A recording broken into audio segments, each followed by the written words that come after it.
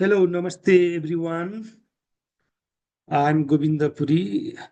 Here I have come with information about the book written by Ken Robinson and Lou Aronica.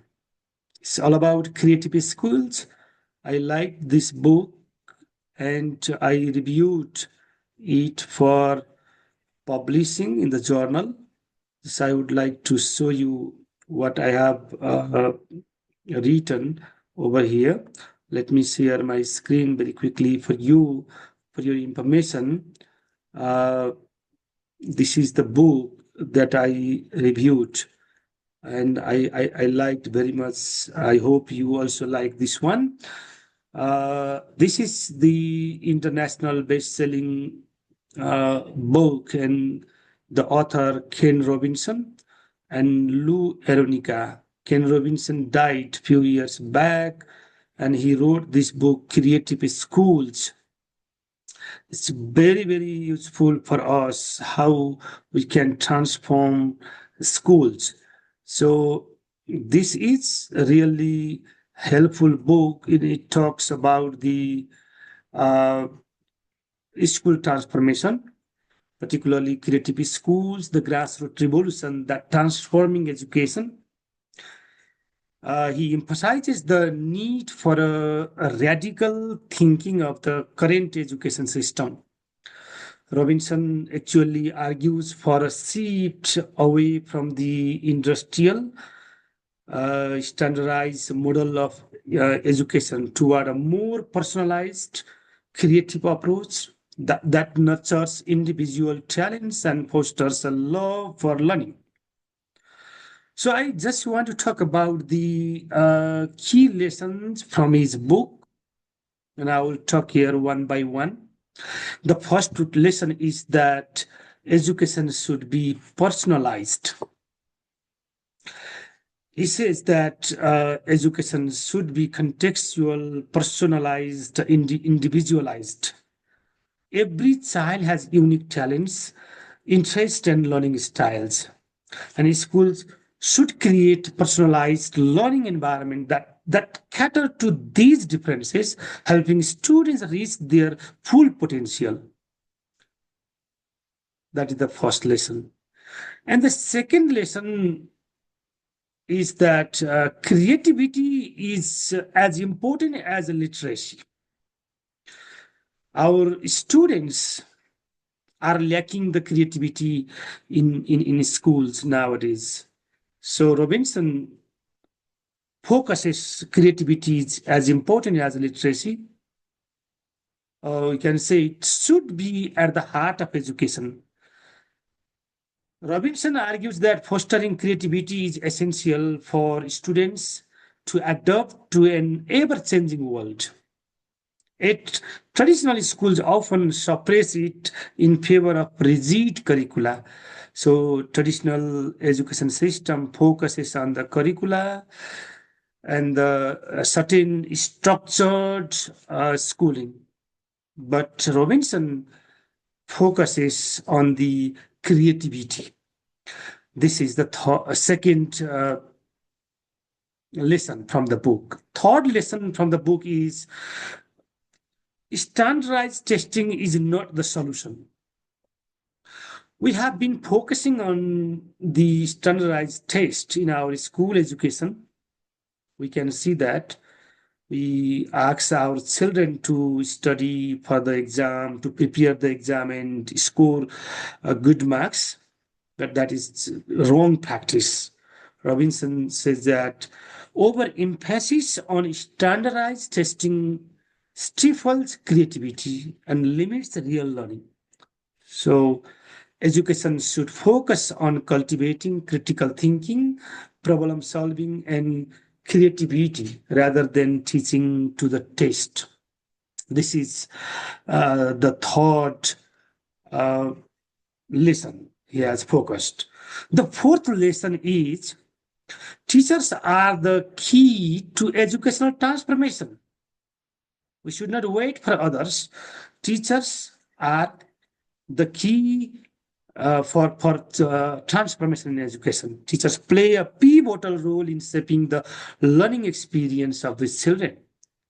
So Robinson stresses the importance of empowering teachers to innovate in the classroom, allowing them the freedom to design engaging and meaningful learning experiences.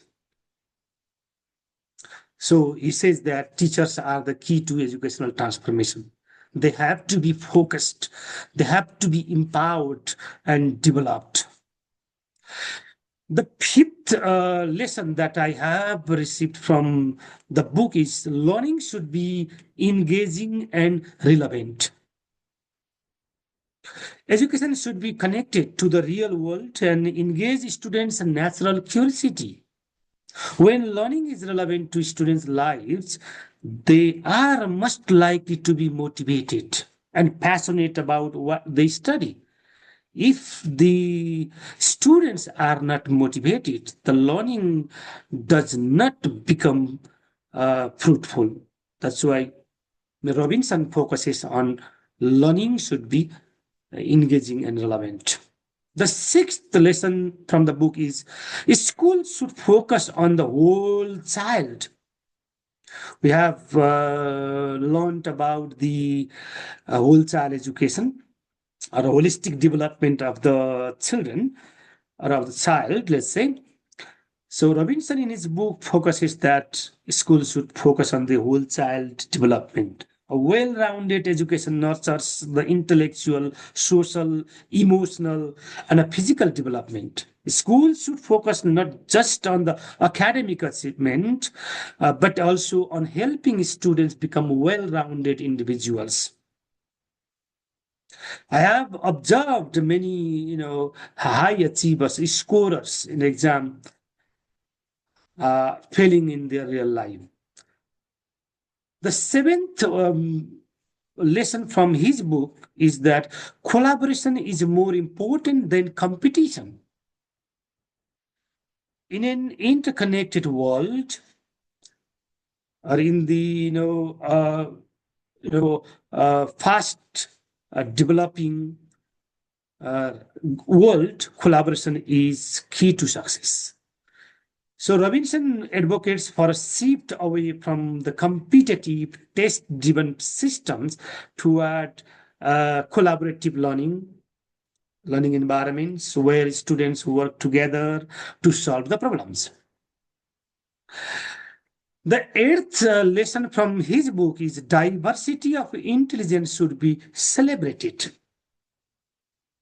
Our classroom is the replica of the diversity of society. And our society is diverse, we know that. And people learn in different ways, and there are multiple types of intelligences like linguistic, mathematical, musical, interpersonal, and many more. So these different or multiple types of intelligences should be celebrated in the classroom, in the schools. So schools should recognize and celebrate this diversity, offering a variety of ways for students to succeed. His book focuses on that. The ninth lesson from his book is education should prepare students for life, not just work, how to enjoy the life. Schools often focus too much on preparing students for specific careers rather than teaching them how to live fulfilling lives. So, education should equip students with the skills and a mindset to thrive in a rapidly changing world. This is what he focuses in his book. And the last lesson, though there are many lessons to learn from his book, but I have listed 10. The last lesson is a grassroots revolution is needed. Not top-down approach, but bottom-up approach is needed for the transformation in education system.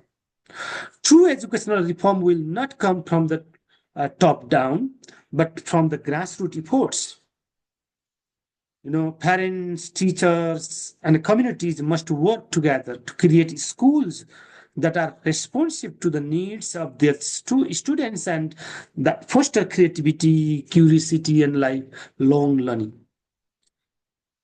So, Sir Ken Robinson's Creative Schools advocates for a new vision of education that celebrates creativity, nurtures individuality, and prepares students for the complex challenges of the future.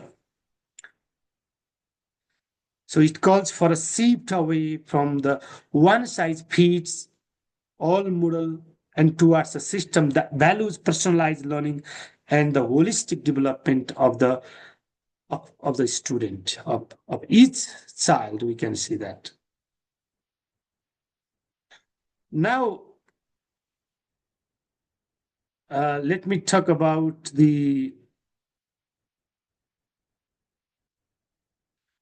uh, let's say, yeah. So I just want to show you the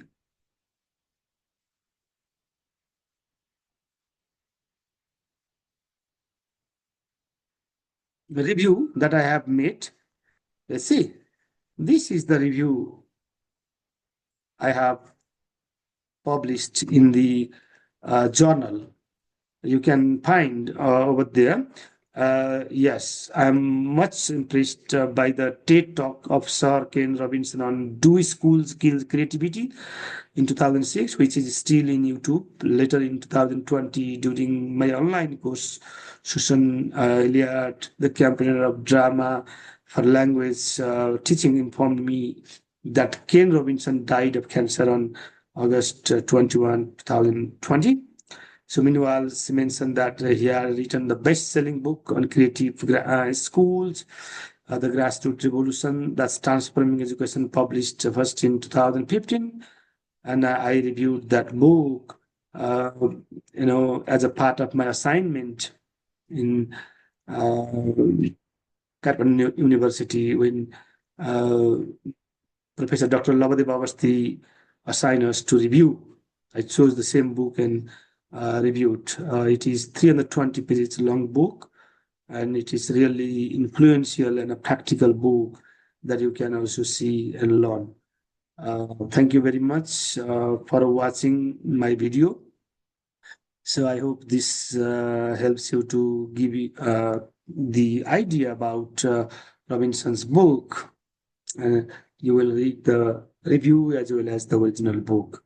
Thank you very much.